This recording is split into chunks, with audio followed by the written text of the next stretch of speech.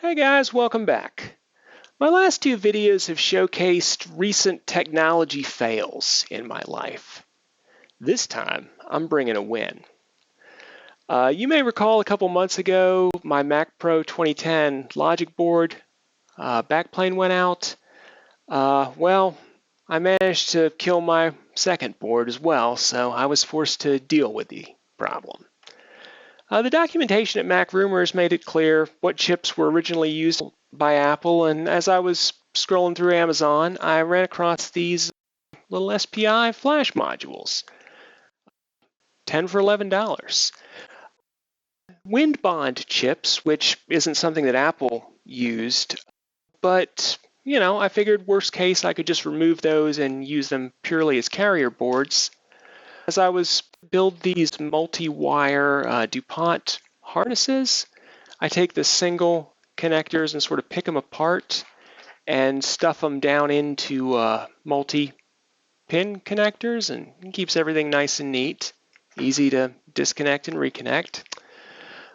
That's what I did with the SPI flash chip connection. 6 wires coming up to the module. The chip has 2 extra pins, but both of those are just pulled high, so we don't have to worry about that. Then I went on to analyzing Apple's firmware. Going through that, I could really only find 2 chunks that were different between a stock firmware and the firmware that was running on my board. That was the Fsys database located at 148,000 hex, and it's been referred to as the LBSN, logic board serial number block, located in the first 128 of the last 256 of the image. It seemed odd to me that an empty firmware file from Apple could be used to actually boot a machine with no serial number, because in the empty file from Apple, there are no VSS stores. So what the heck? I copied my Fsys and LBSN over into the stock firmware, booted up, and there we go. Those VSS volumes were automatically recreated with stock content, and we're done. So, PRAM resets are a thing. In order for those to be effective, you need to hear the chime 3 times to confirm that both the primary and the secondary configuration store have been cleared. At least that's how it was in PowerPC times. But tsialex is right. That doesn't give all the stuff. There's still Apple internal variables, and certificate stuff, I think, is one that's been a problem for people.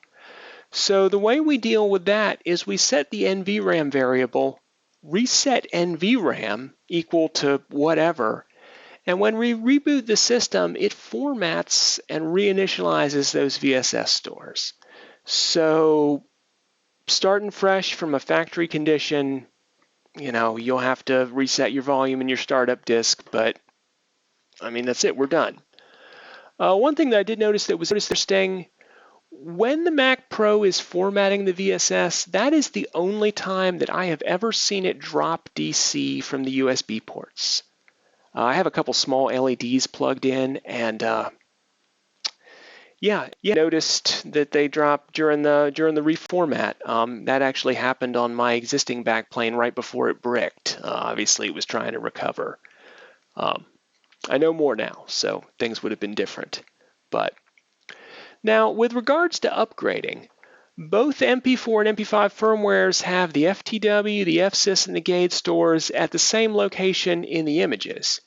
You just have to copy them. I expect this is the same. This will also cover the notorious B08 firmware, but I've never actually seen that firmware. So I sent a PM to Mr. McSchrauber on MacRumors asking if he could share a copy. That's when I got this.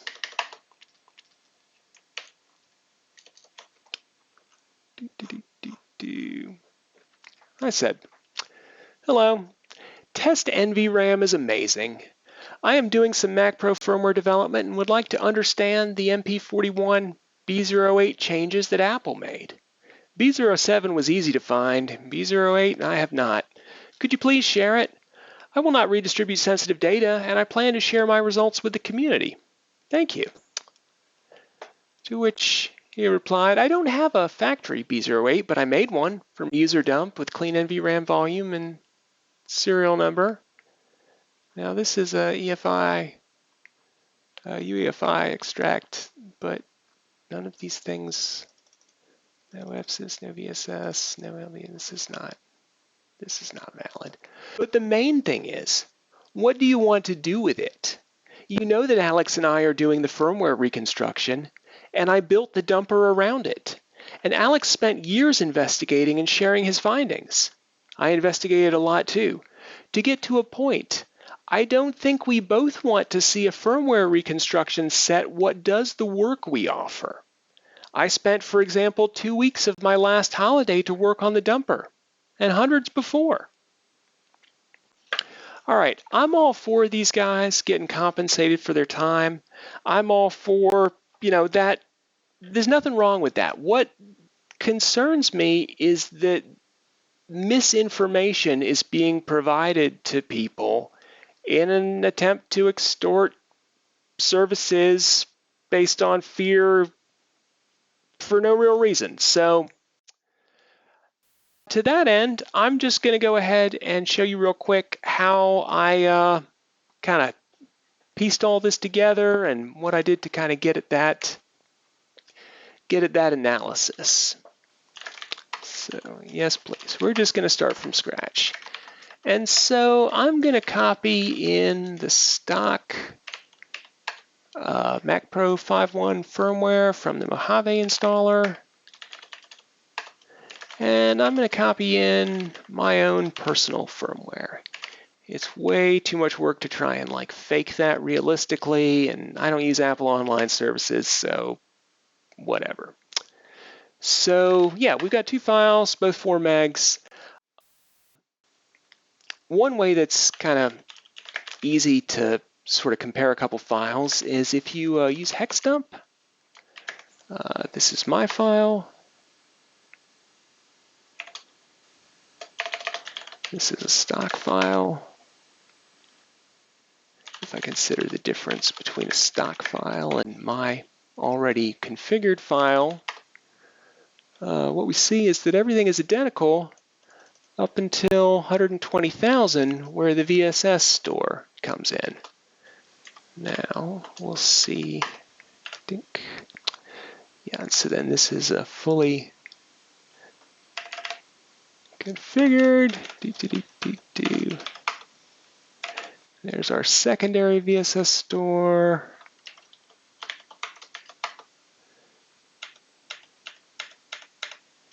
With all the stuff.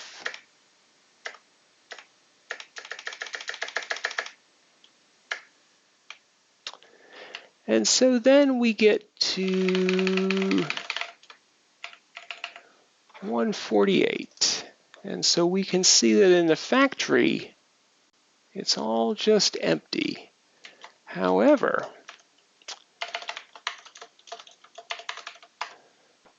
my file, that's where the Fsys starts.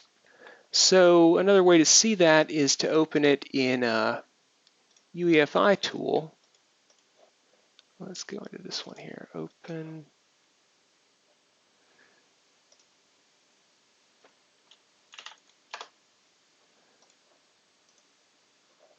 When we look in the stock firmware, we go into this NVRAM data, and the only thing we see is the FTW store. This is the stock firmware. Now, what's interesting is that in the MacPro 4 firmware, that FTW store is not there either.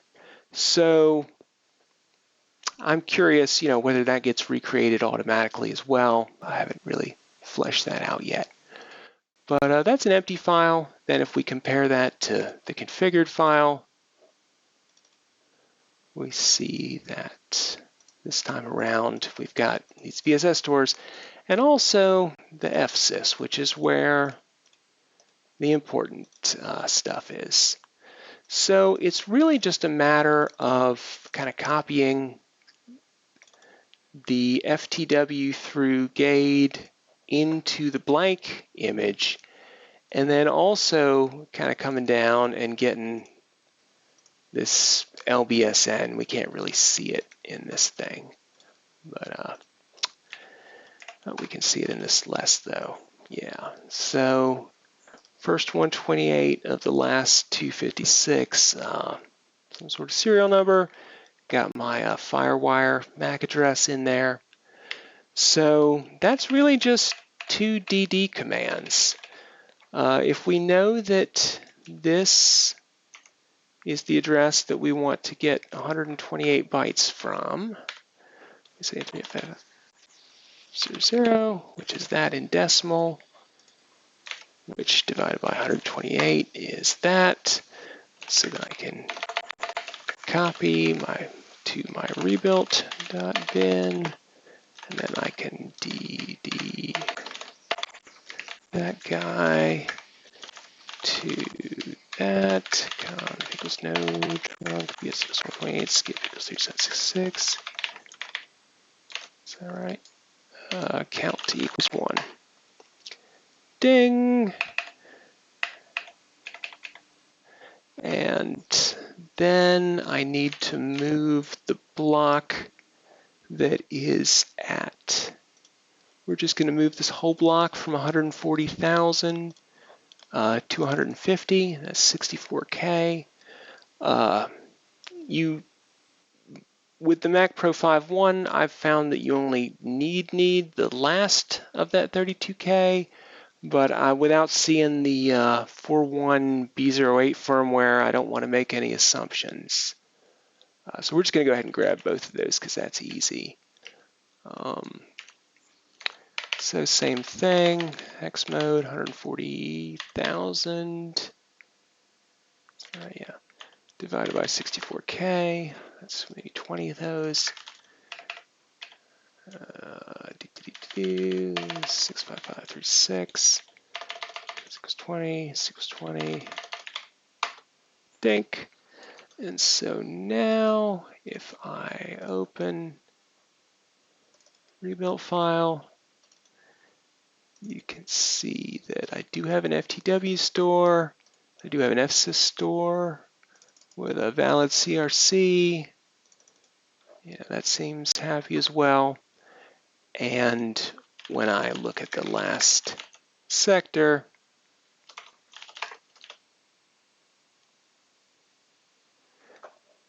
we can see that there's that FireWire address and that number there as well. So that's about it. Didn't take very long. Because we are moving entire blocks of data. Let's see.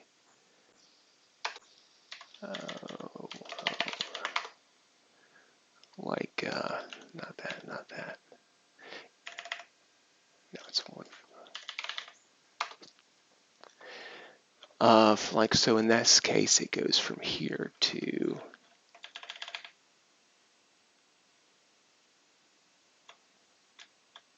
here.